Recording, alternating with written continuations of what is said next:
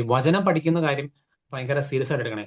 അതായത് നമ്മൾ ഒരിക്കലും വിചാരിക്കരുത് എന്നാ പറയണേ, ഈശോ നമുക്ക് തരുന്ന കാര്യം, ഈശോ പ്രോമിസ് ചെയ്തേക്കുന്ന കാര്യം പരിശുദ്ധാത്മാവിനെയാണ്.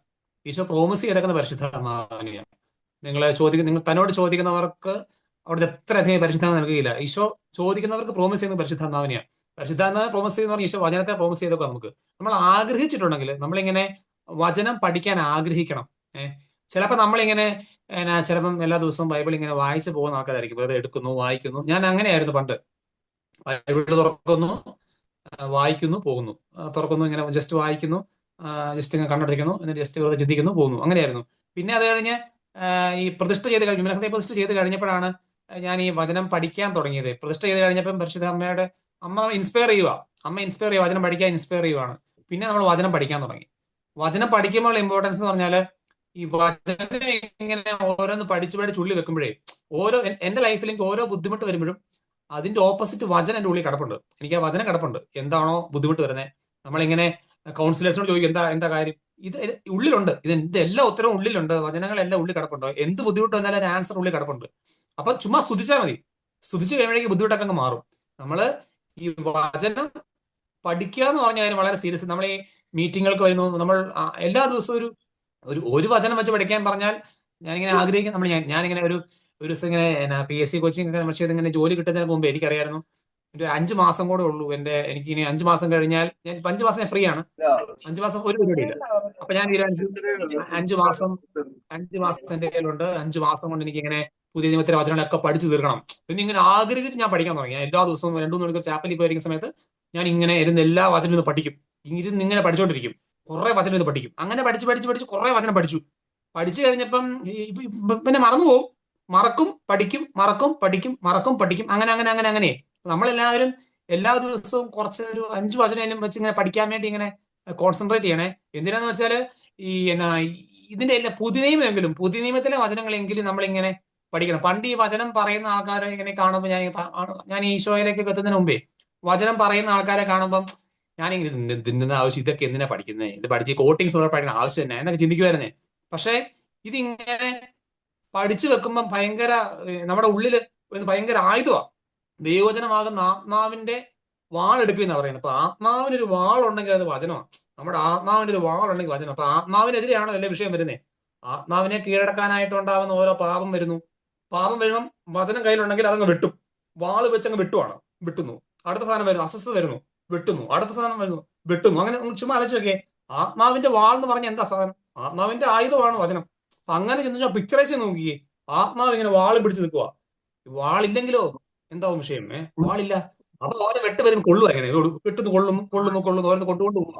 അതുകൊണ്ട് ഈ വചനം പഠിക്കുന്ന കാര്യം വചനം പഠിച്ചാൽ മാത്രം പോരാ, ചുമ്മാ പഠിച്ച് തലയിരുത്തിയാൽ പോരാ. അതിങ്ങനെ ജീവിക്കാൻ വേണ്ടി ശ്രമിക്കണം. ജീവിക്കാൻ വേണ്ടി ഇങ്ങനെ കോൺസെൻട്രേറ്റ് ചെയ്യണം. അതുകൊണ്ട് ഒരു കാര്യം ഞാൻ പറയാൻ കാര്യം ഇതാണ്, നമ്മൾ ആഗ്രഹിച്ചില്ലെങ്കിൽ നമുക്ക് പറ്റത്തില്ല. നമ്മൾ ഫസ്റ്റ് സ്റ്റെപ്പ് ശരിക്കും ആഗ്രഹിക്കുക എന്നുള്ളതാണ്. സെക്കൻഡ് സ്റ്റെപ്പ് പ്രയോറിറ്റി കൊടുക്കുക എന്നുള്ളതാണ്. പ്രയോറിറ്റി വചനം പ്രാർത്ഥിക്കാൻ പ്രയോറിറ്റി കൊടുക്കുക. നമ്മളിങ്ങനെ തിരക്കാണെന്ന് പറയാം, സമയമില്ലെന്ന് പറയാം, പല കാര്യം. പക്ഷെ പ്രയോറിറ്റി കൊടുത്താൽ എല്ലാത്തിനും സമയം ഉണ്ടാവും. പ്രയോറിറ്റി കൊടുക്കണം. പ്രയോറിറ്റി കൊടുത്താൽ ഉറപ്പായിട്ട് വചനം പഠിക്കുന്നത് പ്രയോറിറ്റി ആയിട്ട് കാണുക. വചനം ഈശോ എടുത്തിരിക്കുന്നതേ ഒരു പ്രയോറിറ്റി ആയിട്ട് കാണുക. ഈ ഗലാത്തിയ 5:25 ഒരു വചനമുണ്ട്, ആത്മാവിൽ ജീവിക്കുന്നവൻ ആത്മാവിൽ വ്യാപരിക്കുന്നു. അപ്പൊ നമ്മൾ എന്തിലാണോ നമ്മൾ ആയിരിക്കുന്നത് അതിൽ നമ്മൾ വ്യാപരിച്ചുകൊണ്ടിരിക്കും. ഇപ്പൊ നമ്മള് മോശമായിട്ടുള്ള കാര്യങ്ങളിലാണ് അങ്ങനെ നമ്മൾ വ്യാപരിക്കുന്ന അങ്ങനെ ജീവിക്കുന്ന ആൾക്കാരാണെങ്കിൽ നമ്മൾ ആ ആത്മാവിലാണ് നമ്മൾ വ്യാപരിച്ചുകൊണ്ടിരിക്കുന്നത്. അതേസമയം നമ്മൾ ആത്മാവിന്റെ, അതായത് പരിശുദ്ധാത്മാവിനെ, നമ്മൾ ദൈവത്തിന്റെ ആലയമായ ശരീരത്തിൽ ദൈവത്തെ മഹത്വപ്പെടുത്തിക്കൊണ്ട് നമ്മൾ ജീവിക്കുമ്പോൾ നമ്മൾ ആത്മാവിലാണ് നയിക്കപ്പെടുന്നത്, ആത്മാവിലാണ് നമ്മൾ ജീവിക്കുന്നത്, അല്ലെ? ആത്മാവിൽ നിറഞ്ഞുള്ള ഒരു ജീവിതമാണ് നമുക്കുള്ളത്. അപ്പം തുടർന്ന് നമ്മൾ ഈ പറയുന്ന 16 നമ്മൾ ഇങ്ങനെ വായിക്കുന്നുണ്ട്, വ്യഭിചാരത്തിൽ നിന്ന് ഓടി അകലുവിൻ. മനുഷ്യൻ ചെയ്യുന്ന എല്ലാ പാപങ്ങളും ശരീരത്തിന് വെളിയിലാണ്. വ്യഭിചാരം ചെയ്യുന്നവനാകട്ടെ സ്വന്തം ശരീരത്തിനെതിരായി പാപം ചെയ്യുന്നു. അപ്പം ഈ ശരീരത്തിനെതിരായി പാപം ചെയ്യുന്ന പറഞ്ഞാൽ നമ്മൾ പഠിച്ച വചനമുണ്ട്. ആ വചനം എങ്ങനെയാണ്? ദൈവദത്തമായ പരിശുദ്ധാത്മാവിന്റെ ആലയമാണ് നിങ്ങളുടെ ശരീരം. അപ്പം ഈ പരിശുദ്ധാത്മാവിന്റെ ആലയത്തിന്, അതായത് പരിശുദ്ധാത്മാവിനെതിരായിട്ട് തന്നെയാണ് നമ്മൾ വിശുദ്ധിക്കെതിരായ ഒരു പാപം ചെയ്യുമ്പം പരിശുദ്ധാത്മാവിനെതിരെ തന്നെയാണ് നമ്മൾ പാപം ചെയ്തുകൊണ്ടിരിക്കുന്നത്. അപ്പം ഈ ഡാനിയൽച്ചന്റെ പ്രസംഗത്തിനകത്ത് പറയുന്ന ഒരു കാര്യമുണ്ട്. അതായത് വിശുദ്ധിയുള്ള ഒരു ശരീരത്തിന് ആറ്റം ബോംബിന്റെ പവർ എന്നാ പറയുന്നത്. അതായത് അത് അത്രയും, അതുകൊണ്ടാണ് നമ്മള് ജ്ഞാനത്തിന്റെ പുസ്തകം 5:19 നമ്മളിങ്ങനെ വായിക്കുന്നുണ്ട്, വിശുദ്ധിയെ അജയ്യമായ പരിചയാക്കും. അപ്പൊ അത് അത്രയും പവർഫുൾ ആയിട്ടുള്ള, അതായത് എന്താ പറയാ, ഒരു അഗ്നിപർവ്വതം പോലെ അത്രയും പവർഫുൾ ആണ് വിശുദ്ധി കാത്തു സൂക്ഷിക്കുന്ന ഒരു ശരീരം എന്നാണ് ഈ പറയുന്ന തിരുവചനത്തിലെല്ലാം നമ്മൾ കാണുന്നത്. ഈ റോമ 13 അധ്യായത്തിൽ താഴെ നമ്മൾ ഇങ്ങനെ വായിക്കുന്നുണ്ട്, ദുർമോഹങ്ങളിലേക്ക് നയിക്കത്തക്ക വിധം ശരീരത്തെ പറ്റി ചിന്തിക്കാതിരിക്കുവാൻ. അപ്പം ഈ പറയുന്ന പോലെ നമ്മുടെ ശരീരത്തിൽ നമ്മൾ എന്ത് കയറ്റുന്നു, നമ്മള് ഈ എന്താ പറയാ, നമ്മള് ചീത്ത കാര്യങ്ങൾ, ഫോർ എക്സാമ്പിൾ പറഞ്ഞാൽ സോഷ്യൽ മീഡിയ നമ്മൾ സ്ക്രോൾ ചെയ്യുമ്പം നമ്മുടെ മുന്നിൽ ഒത്തിരി കാര്യങ്ങൾ വരും അല്ലെ. നമ്മുടെ മുന്നിൽ എന്താ പറയാ, മോശമായിട്ടുള്ള കാര്യങ്ങൾ കാണും. അപ്പൊ നമ്മൾ ചിന്തിക്കണം, ഇത് എന്റെ അതായത് എന്റെ എന്താ പറയാ, ദൈവത്തെ ഞാൻ പ്രസാദിപ്പിക്കുന്നുണ്ടോ ഈ ഒരു കാര്യം മൂലം എന്ന് പറയുന്ന ഒരു കാര്യം നമ്മൾ ശ്രദ്ധിക്കണം. ഈ ജ്ഞാനത്തിന്റെ പുസ്തകം 6:10 നമ്മളിങ്ങനെ വായിക്കുന്നുണ്ട്, വിശുദ്ധമായവ വിശുദ്ധിയോട് ചെയ്യുന്നവർ വിശുദ്ധരാകും. അപ്പം നമ്മുടെ ശരീരം പരിശുദ്ധാത്മാവിന്റെ ആലയമാണ് എന്ന കാര്യം നമുക്കറിയാം. അപ്പം നമ്മുടെ ഉള്ളിൽ ഒരു ബോധ്യം വേണം. ഈ പറയുന്ന, അതായത് പരിശുദ്ധാത്മാവിന്റെ പവർ എന്നാന്ന് നമുക്കറിയാം അല്ലെ. വചനത്തിൽ മൊത്തം കാണുന്ന ഈ പരിശുദ്ധാത്മാവിന്റെ പവറാ. അപ്പൊ അതുകൊണ്ടാണ് പറയുന്നത്, അതെ, ദൈവവചനം ഉള്ളിലുണ്ട് എങ്കിൽ, ദൈവവചനം വഹിച്ചുകൊണ്ട് നടക്കുന്ന ഒരു ശരീരമാണ് നമ്മളുടെ ഉള്ളിലുള്ളതെങ്കിൽ, ഇതിനു മുന്നേ നമ്മൾ പറഞ്ഞു സങ്കീർത്തനം 119:9, യുവാവ് തന്റെ മാർഗം എങ്ങനെ നിർമ്മലമായി സൂക്ഷിക്കും, അവിടുത്തെ വചനം അനുസരിച്ച് വ്യാപരിച്ചുകൊണ്ട്. സങ്കീർത്തനം 119:11 നമ്മളിങ്ങനെ വായിക്കുന്നുണ്ട്, അങ്ങേക്കെതിരെ പാപം ചെയ്യാതിരിക്കേണ്ടതിന് അങ്ങയുടെ വചനങ്ങൾ എന്റെ ഹൃദയത്തിൽ സൂക്ഷിച്ചിരിക്കുന്നു. അപ്പൊ ഈ പറയുന്ന വചനം ഉണ്ടെങ്കിൽ നമ്മുടെ ശരീരത്തിൽ, ഓഫ് കോഴ്സ് നമ്മുടെ ശരീരത്തിൽ പാപത്തിൽ നിന്ന് നമ്മളെ എന്താ പറയാ, പാപത്തിൽ നിന്ന് നമ്മളെ അത് കാത്തു സൂക്ഷിക്കും. നമ്മുടെ ശരീരത്തെ അത് വിശുദ്ധമായിട്ട് കാത്തു സൂക്ഷിക്കും. അപ്പൊ അതുകൊണ്ട് നമ്മൾ എന്താ പറയാ, നമ്മൾ ഈശോനെ വഹിച്ചുകൊണ്ട് നമ്മൾ പോകണമെങ്കിൽ, നമ്മൾക്ക് അങ്ങനെ ഒരു ആഗ്രഹം ഉണ്ടെങ്കിൽ, നമ്മൾ ഈ പറയുന്ന പാപവുമായിട്ട് ഒരു യുദ്ധം നമ്മൾ ചെയ്തെങ്കിൽ മാത്രമേ ഉള്ളൂ നമുക്ക് ഈശോനെ വഹിച്ചുകൊണ്ട് പോകാൻ പറ്റുള്ളൂ. നമ്മൾ ഈ ആത്മീയ സമരത്തിൽ നമ്മൾ പറയുന്നുണ്ട്, സ്വർഗീയ ഇടങ്ങളിൽ വർത്തിക്കുന്ന ദുരാത്മാക്കൾക്കും എതിരായിട്ടാണ് പടവെട്ടുന്നത്. അപ്പൊ ഈ പറയുന്ന പോലെ നമുക്കറിയാം, നമ്മുടെ വിശുദ്ധിയെ അഫക്ട് ചെയ്യുന്ന ഒത്തിരി കാര്യങ്ങളിലൂടെയാണ് നമ്മൾ കടന്നു പോകുന്നത്. നമ്മൾ ഈ എഫേസസിന്റെ പുസ്തകത്തിൽ നമ്മൾ ഇങ്ങനെ വായിക്കുന്നുണ്ട്, തിന്മയുടെ ദിനങ്ങളാണ് നമ്മളിത് മാക്സിമം പ്രയോജനപ്പെടുത്തുക എന്ന് പറഞ്ഞിട്ട് ഒരു വചനമുണ്ട്. അതായത് പാപം വർദ്ധിച്ചെടുത്ത് കൃപ അതിലേറെ വർദ്ധിച്ചു. ഇപ്പം ഈ കൊച്ചുദ്രീസിയായും സെയിന്റേഴ്സിനൊക്കെ പറഞ്ഞേക്കുന്നതിനാ 21ാം നൂറ്റാണ്ടിൽ ആദ്യകാല വിശുദ്ധരെ വെല്ലുന്ന വിശുദ്ധരാണ് അന്ത്യകാല വിശുദ്ധരെന്ന് പറഞ്ഞിട്ടുണ്ട്. കാരണം എന്താ, നമ്മൾ ജീവിക്കുന്നത് അവരെക്കാൾ കൂടുതൽ വലിയൊരു പാപത്തിലാണ്. നമ്മൾ ആ ഒരു അത്രയും വലിയൊരു അറ്റ്മോസ്ഫിയറിലാണ് നമ്മൾ ജീവിക്കുന്നത്. നമുക്ക് കൃപ സമൃദ്ധമായിട്ട് നമുക്ക് കിട്ടിയിട്ടുണ്ട്. അപ്പൊ നമ്മൾ പൂർണ്ണമായിട്ടും ഈ സമയം പ്രയോജനപ്പെടുത്തുന്നത് എങ്ങനെയാണെന്ന് ചോദിച്ചാൽ, പാപവുമായിട്ട്, അതായത് ശരീരത്തിന്റെ വിശുദ്ധി കാത്തു സൂക്ഷിച്ചുകൊണ്ട് നമ്മൾ അങ്ങനെ വ്യാപരിക്കുമ്പോഴാണ് നമ്മൾ ഈ സമയം, ഇപ്പോഴായിരിക്കുന്ന സമയം നമ്മൾ പ്രയോജനപ്പെടുത്തുന്നത്. ഒരു ചെറിയൊരു എക്സാമ്പിളോട് പറഞ്ഞിട്ട് ഞാൻ നിർത്താവേ. ഈ ആമസോണിന്റെ ഒക്കെ ഓഫർ വരുമ്പോൾ നമ്മളത് പോയി വാങ്ങിക്കും. നമ്മൾ ഈ പറയുന്ന പോലെ നമ്മൾ, അല്ലെങ്കിൽ എവിടെയെങ്കിലും ഒക്കെ ഓഫറുകളുണ്ട്, ഓൺലൈൻ ഓഫറുകൾ ഉണ്ടെങ്കിൽ നമ്മൾ പോയി വാങ്ങിക്കും. ഇതേ സമയം നമ്മളൊരു വലിയ ഓഫറുകളുള്ളൊരു, അതായത് കൃപയുടെ ഒരു ഓഫറുള്ള ഒരു സമയത്താണ് നമ്മളിപ്പോൾ ജീവിച്ചിരിക്കുന്നത്. കാരണം എന്താ, നമ്മൾ ആയിരിക്കുന്ന സ്ഥലങ്ങൾ, നമുക്ക് എന്താ പറയാ, നമുക്ക് ശരീരത്തിന്റെ വിശുദ്ധി നഷ്ടപ്പെടുന്ന, അല്ലെങ്കിൽ നാവിന്റെ വിശുദ്ധി നഷ്ടപ്പെടുന്ന ഇങ്ങനത്തെ ഒരുപാട്, ഈ യേശയ്യ പറയുന്നുണ്ട്, യേശയ്യ പ്രവാചകന്റെ പുസ്തകത്തില് ഇങ്ങനെ പറയുന്നത്, 6:5 മുതൽ ഇങ്ങനെ വായിക്കുന്നുണ്ട്, ഞാൻ പറഞ്ഞു, എനിക്ക് ദുരിതം, ഞാൻ നശിച്ചു, എന്തെന്നാൽ ഞാൻ അശുദ്ധമായ എദ്രങ്ങളുള്ളവനും അശുദ്ധമായ എദ്രങ്ങളുള്ളവരുടെ മധ്യേ വസിക്കുന്നവനുമാകുന്നു. അപ്പൊ ഈ പറയുന്ന പോലെ അത്രയും പാപത്തിന്റെ നടുവിലാണ് നമ്മളും ആയിരിക്കുന്നത്. അപ്പൊ അതിനർത്ഥം എന്താ, അത്രയും കൃപ സമൃദ്ധമായുള്ള ഒരു ഓഫറുകളുള്ള ഒരു സ്ഥലത്താണ് നമ്മൾ ആയിരിക്കുന്നത്. ഇതിനെ പ്രയോജനപ്പെടുത്തുന്നത് എങ്ങനെയാ, ഈ തിന്മയ്ക്കെതിരെ പടവെട്ടി കഴിയുമ്പോൾ നമ്മൾ സ്വർഗത്തിൽ ഇങ്ങനെ പോയിന്റ്സ്, നമ്മളിങ്ങനെ ക്രെഡിറ്റ് പോയിന്റ്സ് ഇങ്ങനെ വാങ്ങിച്ചുകൊണ്ടിരിക്കുക. അപ്പൊ നമ്മുടെ ശരീരത്തെ നമ്മൾ വിശുദ്ധിയിൽ കാത്തു സൂക്ഷിക്കുമ്പോൾ സ്വർഗത്തില് എന്താ പറയാ, നമ്മൾ ഈശോനെ മഹത്വപ്പെടുത്തിക്കൊണ്ടിരിക്കുക. സ്വർഗത്തെ ഒത്തിരി പോയിന്റ്സ് നമ്മൾക്ക് കിട്ടിക്കൊണ്ടിരിക്കുകയാണ്. ഈ വചനം ഇങ്ങനെ ചുമ്മാ ചിന്തിച്ചപ്പോ ഇങ്ങനെ ഒരു എക്സാമ്പിളേ ചുമ്മാ ഒരാളെ ഇങ്ങനെ ഇപ്പൊ എനിക്ക് കൊതുക് കടിച്ചു. ഓക്കെ. അപ്പൊ എനിക്ക് കൊതുക് കടിച്ചു. എനിക്ക് കൊതുക് കടിച്ചപ്പം ഞാന് അടിച്ചിട്ട് പറഞ്ഞു, നമ്മൾ ചുമ്മാ ഇങ്ങനെ നമ്മൾ പെട്ടെന്ന് ഇങ്ങനെ ഇരിക്കുകയാണ്. അപ്പൊ നമ്മൾ അൺഎക്സ്പെക്ടഡ് ആയിട്ട് കൊതുക് കടിച്ചിട്ട് നാശം പിടിക്കാൻ അങ്ങനെ ഒരു സാധനം ആയിരിക്കണം നമ്മുടെ റെസ്പോൺസ് വരിക. ഇതേ സമയം ഫ്രാൻസിസ് അസീസിക്ക് എന്തായിരിക്കും റെസ്പോൺസ് വരുന്നേ? ഫ്രാൻസിസ് അസീസിക്ക്. ഞാൻ ചുമ്മാ ഇങ്ങനെ ചിന്തിക്കുമായിരുന്നു. അപ്പൊ ഇത് ഈ വിശുദ്ധിയുടെ സാധനം ഇങ്ങനെ ആലോചിച്ചപ്പോഴേ ശരിക്കും പറഞ്ഞ എന്നാ ഈ ഈശോയുടെ പീഡാസഹനത്തിന്റെ സമയത്തെ ഈശോയുടെ പീഡാസഹനത്തിന്റെ സമയത്ത് ഈശോയ്ക്ക് എന്നാ ഉണ്ടായിരുന്ന ഒരു വേദനയായിരുന്നു ഈ ആൾക്കാർ എന്നെ വിശ്വസിക്കുന്നില്ല, ആൾക്കാർ എന്നെ ഈ സ്നേഹത്തിൽ നിന്നുള്ളൊരു നിന്ദനം ഭയങ്കര വേദനയായിരുന്നു ഈശോയ്ക്ക്. അപ്പൊ ഇത് ഭയങ്കര വേദനയാണ്. അപ്പം ഇതിനൊരു പെയിൻ ഉണ്ടല്ലോ. നമുക്ക് ഈ സാധനം ഉണ്ടാവുന്ന നമ്മളെ വിശ്വസിക്കാത്തപ്പം, നമ്മളെ ആൾക്കാർ ചെയ്യാത്ത കാര്യം ചെയ്തു എന്ന് പറയുമ്പം ഒക്കെ നമുക്കും ഈ പെയിൻ ഉണ്ടല്ലോ. പക്ഷെ നമുക്ക് ഈശോയ്ക്കും തമ്മിലുള്ള ഒരു വ്യത്യാസം, ഒരു ഡിഫറൻസ് എന്ന് പറഞ്ഞാൽ പല വ്യത്യാസമുണ്ട്. ഞാൻ ജസ്റ്റ് ഒരു സാധനം പറഞ്ഞ അങ്ങനെയല്ല, വലിയ വലിയ വ്യത്യാസമുണ്ട്, അങ്ങനെയല്ല, ദൈവമാണല്ലോ. അതല്ല ഞാൻ പറഞ്ഞേ, ഒരു ഇതിന് പറയുന്നതാണേ. എന്നാ ഒരു വ്യത്യാസം എന്ന് പറഞ്ഞാൽ ഈശോ ആ സമയത്ത് അവിടെ ഈശോയ്ക്ക് നിന്ദനം ഉണ്ടായാലേ ഈശോ ഈ ആൾക്കാരെ ഈശോയെ വിശ്വസിക്കാത്ത ആളോട് ഈശോയ്ക്ക് ഒരു സാധനം എന്ന് വെച്ചാൽ തിരിച്ചൊരു വിദ്വേഷമോ അമർഷമോ ദേഷ്യമോ അയാളോടൊരു അങ്ങനെ ഒരു സാധനത്തോടെ അല്ലേ ഈശോ അയാളെ നോക്കുന്നേ. ഈശോ ഇങ്ങനെ ഭയങ്കര സ്നേഹത്തോടെ അയാളെ നോക്കുന്നതേ, അയാളെ കാണുന്നതും ഒക്കെ ആ ഒരു അതേ മറിച്ച് നമുക്കാണ് ആ സാധനം ഉണ്ടാവുന്നെങ്കിലോ, നമ്മളൊരു കൊതുക് കടിക്കുമ്പോ തന്നെ നമുക്ക് അതിനോട് ഈ കൊതുകിനെ കടിക്കാനുള്ള അവകാശമില്ല. അങ്ങനെ ഒരു നമുക്ക് അതിനോട് ദേഷ്യം കൊതുകിനോട് തന്നെ. അപ്പൊ അത് ആ ഒറ്റ സെക്കൻഡിൽ വിദ്വേഷവും ദേഷ്യവും ഒക്കെ എല്ലാം കൂടെ ഒരുമിച്ച് വരുവാണല്ലോ. അപ്പം ഞാൻ ഇങ്ങനെ അപ്പൊ ഫ്രാൻസിസ് അസീസിയുടെ സാധനം ഞാൻ പറഞ്ഞു കണക്ട് ആയില്ലല്ലേ. ഈ ഫ്രാൻസിസ് അസീസി പറയുന്നത്, ഫ്രാൻസിസ് അസീസി ആയിരുന്നെങ്കിൽ അത് ആ കൊതുകിനെ എങ്ങനെയായിരിക്കും അതിനെ സമീപിക്കാന്നുള്ളതേ. അപ്പൊ ഈ ഈശോയ്ക്ക് ഈ സാധനം ഇല്ലായിരുന്നു. ഈശോ ഇങ്ങനെ അപ്പൊ നമുക്ക് നമ്മുടെ ഈ ശരീരത്തിന് ഈ ശരീരത്തിൽ നിന്ന് ഈ സാധനം വരത്തില്ല. നമുക്ക് ഈശോയെ പോലെ സ്നേഹിക്കണമെങ്കിൽ ഈശോയെ പോലെ സ്നേഹിക്കാനുള്ള സാധനം നമ്മളിൽ നിന്ന് വരും. നമ്മൾ അതിനാണ് ഈ പ്രാർത്ഥിക്കുന്നതൊക്കെ. നമ്മൾ പ്രാർത്ഥിക്കുമ്പം ഈശോയുടെ സാധനം ഈ പ്രാർത്ഥിക്കുമ്പം, വിശുദ്ധ കുർബാന സ്വീകരിക്കുമ്പം, വചനം വായിക്കുമ്പം, നമ്മൾ ഈ കൂദാശകളോടൊക്കെ ചേരുമ്പം ഈ ഈശോയെ പോലെ സ്നേഹിക്കാൻ പറ്റുന്ന അങ്ങനെയാണേ. ഈ വിശുദ്ധി എന്ന് പറയുന്ന സാധനം ഈശോയെ പോലെ സ്നേഹിക്കാൻ പറ്റുക എന്നുള്ളതാ. ഈ ആ ഒരു സാധനം നമ്മള് ഒരു ഹെബ്രായറിൽ ഒരു വചനമുണ്ട്. ഹെബ്രായർ 4:15 ഇങ്ങനെ, നമ്മുടെ ബലഹീനതയിൽ നമ്മോടൊത്ത് സഹതപിക്കാൻ കഴിയാത്ത ഒരു പ്രധാന പുരോഹിതനല്ല നമുക്കുള്ളത്, പിന്നെ ഒരിക്കലും പാപം ചെയ്തിട്ടില്ലെങ്കിലും എല്ലാ കാര്യങ്ങളിലും നമ്മെ പോലെ തന്നെ പരീക്ഷിക്കപ്പെട്ടവനാണ് അവൻ. ഈശോയ്ക്ക് ഇതേ നമ്മളിലുള്ള എല്ലാ സാധനങ്ങളും, പക്ഷെ ഈശോ അതിനെ സ്നേഹം കൊണ്ടാ നേരിട്ടതൊക്കെ. സ്നേഹിച്ച് കീഴ്പ്പെടുത്തി. എല്ലാ വിശുദ്ധരും വിശുദ്ധിയിലായിരുന്നപ്പോഴാണ് ഈ സാധനങ്ങൾ സംഭവിച്ചത്. നമ്മള് അങ്ങനെ പൂർണ്ണരാകാൻ ഈശോ നമ്മൾ വിളിക്കപ്പെട്ടിട്ടുണ്ട്.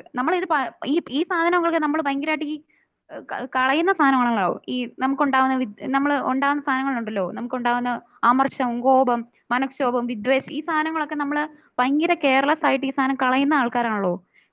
ഈ പുണ്യത്തിൽ വളരാൻ നമ്മളിന്ന് എഫേർട്ട് ഇടുന്നുണ്ടെന്നുള്ളത്, ഈ പുണ്യത്തില് ഈശോയെ പോലെ ആവാനൊക്കെ. അപ്പൊ അതാണ് ശരിക്കുള്ള വിശുദ്ധി എന്നുള്ളൊരു സാധനം ഞാനിങ്ങനെ ചിന്തിക്കുമായിരുന്നു. അങ്ങനെ കർത്താവ് സ്നേഹിക്കുന്ന പോലെ സ്നേഹിക്കണമല്ലോ, ഈശോ സ്നേഹിക്കുന്ന പോലെ സ്നേഹിക്കണം. അപ്പോഴാണ് നമുക്ക് ഈ വിശുദ്ധരൊക്കെ അങ്ങനെ ആയിരുന്നു. അപ്പൊ ആ ഒരു സാധനം ഞാൻ പറഞ്ഞതേ ഉള്ളൂ. ആമീൻ. അനിലച്ചൻ ഇങ്ങനെ പറയല്ലോ, ഒരു സെക്കൻഡ് സാറ്റർഡേക്ക് അച്ഛൻ ഇങ്ങനെ പറഞ്ഞേ, നമ്മള് WWJD എന്ത് സാധനം വരുമ്പോഴും നമ്മൾ WWJD ഓർത്തോണം. അതായത് വാട്ട് വുഡ് ജീസസ് ഡു. അതായത് ഇപ്പൊ നമ്മളൊരു ഇപ്പൊ അച്ഛൻ എക്സാമ്പിൾ ഒക്കെ പറഞ്ഞു, അച്ഛന്റെ വണ്ടിയിൽ ഇങ്ങനെ പോകുമ്പോഴത്തേക്കും ഒരു വലിയ ലോറിക്കാരൻ ഒരു പ്രാവശ്യം വന്ന് ഇങ്ങനെ ഉരച്ചോണ്ട് ഇങ്ങനെ പോയിട്ട് അയാൾ ഹോൺ അടിച്ചതാണ്ട് തെറി പറഞ്ഞു. അയാൾ വന്ന് ഇങ്ങോട്ട് ഇടിച്ചോണ്ട് പോയിട്ട് അയാൾ തന്നെ തെറി പറഞ്ഞു. അപ്പൊ ഇവർ രണ്ടുപേരും അങ്ങോട്ടും ഇങ്ങോട്ടും നോക്കി, അച്ഛന്റെ കാറിലിരുന്നവര്. അപ്പൊ അച്ഛൻ പറഞ്ഞു, എന്നാ ചെയ്യാനാ, സുവിശേഷ വേല ചെയ്യുന്ന ആളായി പോയില്ലേ, അപ്പൊ WWJD. അപ്പൊ ആ സമയത്ത് ഈശോ എന്നാ ചെയ്യും? അപ്പൊ ഈശോ എന്നാ ചെയ്യുന്നതെന്ന് ആ സാധനം നമുക്ക് ചെയ്യണമെങ്കിൽ നമുക്ക് അങ്ങനെ ചെയ്യാൻ പറ്റത്തില്ല. നമ്മളോട് തന്നെ മരിക്കണം. അപ്പം ഈ എന്നാ പറയുന്നേ, ഒരു വചനം ഉണ്ടല്ലോ, നിങ്ങളുടെ ശരീരങ്ങൾ, എനിക്ക് ഫുൾ അറിയത്തില്ല, പക്ഷെ സജീവ ബലിയായി സമർപ്പിക്കണം എന്നുള്ളത്. അപ്പൊ ഈ നമ്മൾ ഇന്ന് പഠിക്കുന്ന വചനത്തിൽ പറയുന്നുണ്ടല്ലോ, പരിശുദ്ധാത്മാവ് വസിക്കുന്ന ആലയമാണ്. ദേവാലയത്തിൽ നമുക്കറിയാം എന്താ നടക്കുന്നത്, ബലിയാണ് നടക്കുന്നത്. അപ്പം നമ്മുടെ ശരീരം ഒരു ആലയമാണെങ്കിൽ എവറി സെക്കൻഡ് ശരിക്കും പറഞ്ഞാൽ അവിടെ ഒരു ബലി നടന്നുകൊണ്ടിരിക്കുക. അതായത് ഞാൻ എന്നെ തന്നെ ആക്കിയാലല്ലേ എനിക്ക് WWJD ഈശോയെ പോലെ ഓരോ സാധനം ചെയ്യാൻ പറ്റത്തുള്ളൂ. അപ്പൊ ആ ഒരു സാധനം നമുക്ക് അങ്ങനെ ചെയ്യാൻ പറ്റണമെങ്കിൽ, എനിക്കത് മരിച്ച് ഓരോ സെക്കൻഡും എന്റെ ശരീരം ഒരു ബലി ആക്കണമെങ്കിൽ ഈ പരിശുദ്ധാത്മാവില്ലാതെ പറ്റത്തില്ല. അപ്പൊ ഡാനിലച്ചൻ തന്നെ ഒരു പ്രാവശ്യം പെന്തക്കോസ്തിക്ക് പറഞ്ഞു, നമ്മൾ ഈ വിചാരിക്കും പരിശുദ്ധാത്മ അഭിഷേകത്തിനൊക്കെ പ്രാർത്ഥിക്കുമ്പോൾ നമുക്ക് ഉള്ളിൻ്റെ ഉള്ളിൽ എവിടെയോ എനിക്കൊന്നും അങ്ങനെയൊന്നും വരാൻ പോകുന്നില്ല. കാരണം നമ്മുടെ ഉള്ളിൽ ഒരു ചിന്തയാണ് ഈ ഭയങ്കര ഇങ്ങനെ വലിയ അതായത് ഭയങ്കര സെറ്റപ്പായിട്ട് സ്പിരിച്വലി ഭയങ്കര ഉള്ളവർക്ക് പരിശുദ്ധാത്മാവ്. പക്ഷെ ആക്ച്വലി ഓൾറെഡി വിശുദ്ധരായിട്ടുള്ളവർക്ക് പരിശുദ്ധാത്മാവിന്റെ ആവശ്യമില്ല.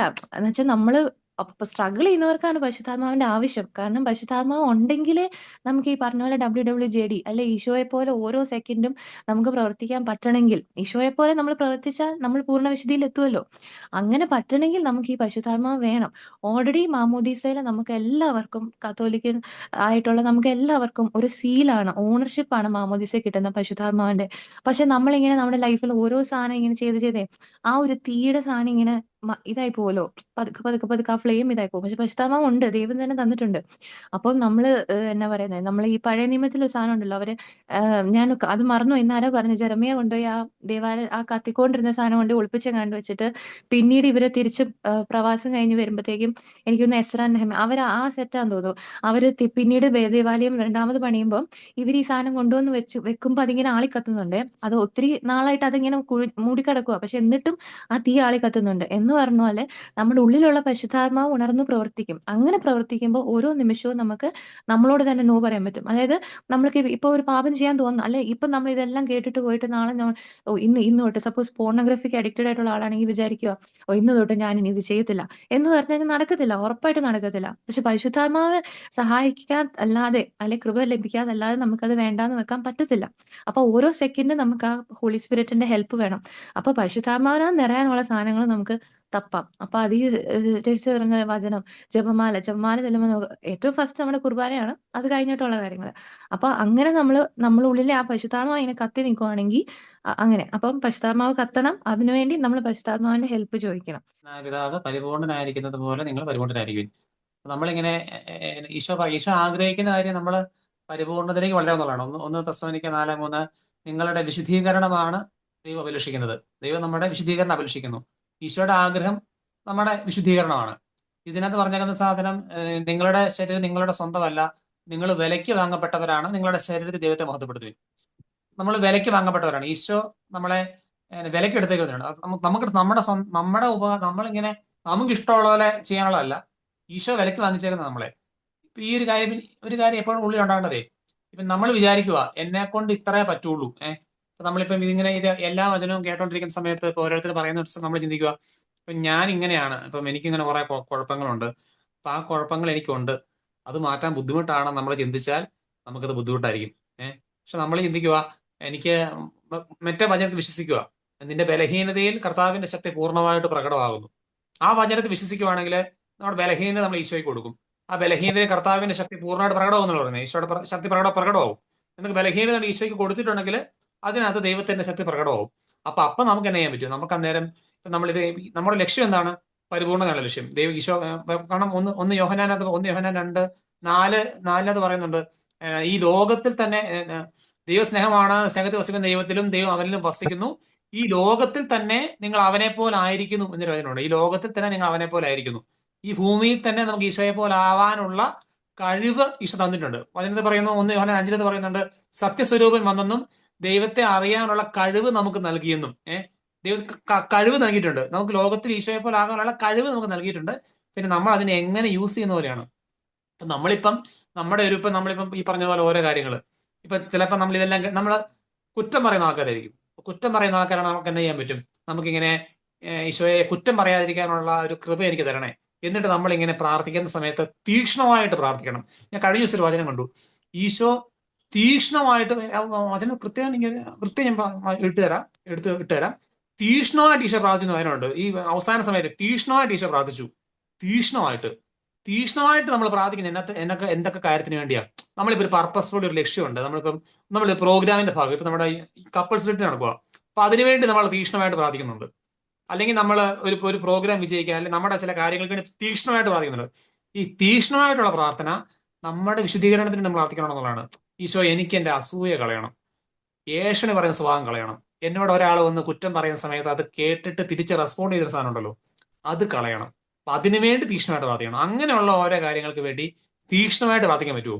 തീക്ഷ്ണമായിട്ട് പ്രാർത്ഥനയെക്കൂടെ നമുക്ക് നമ്മുടെ ഉള്ളിൽ പരിശുദ്ധാത്മ നിറയ്ക്കാൻ പറ്റും.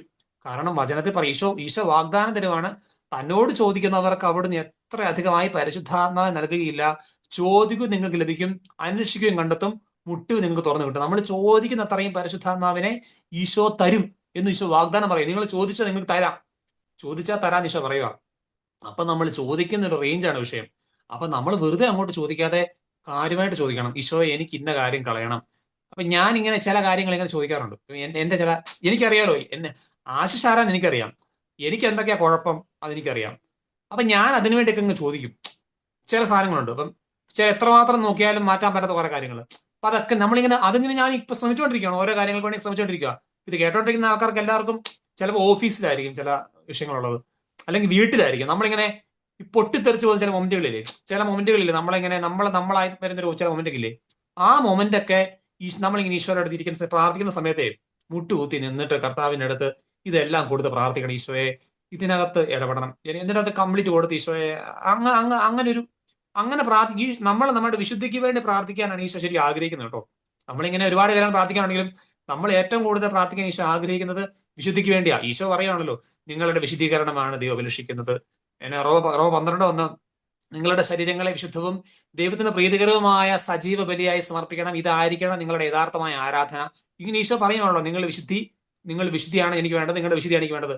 അപ്പൊ ഇതെല്ലാം മനസ്സിലാക്കിയിട്ട് വചനത്തിൽ പറഞ്ഞ കാര്യമാണ് 1 യോഹന്നാൻ 5:14, അവന്റെ ഇഷ്ടത്തിനനുസൃതമായി എന്തെങ്കിലും നിങ്ങൾ ചോദിച്ചാൽ അവിടുന്ന് അത് കേൾക്കും എന്നതാണ് എനിക്ക് അവനുള്ള ഉറപ്പ്. നിന്റെ പ്രാർത്ഥന അവിടുന്ന് കേട്ടു എന്ന് നിങ്ങൾക്ക് അറിയാമെങ്കിൽ അവൻ അത് സാധിച്ചു തരും എന്ന് നമുക്കറിയാം.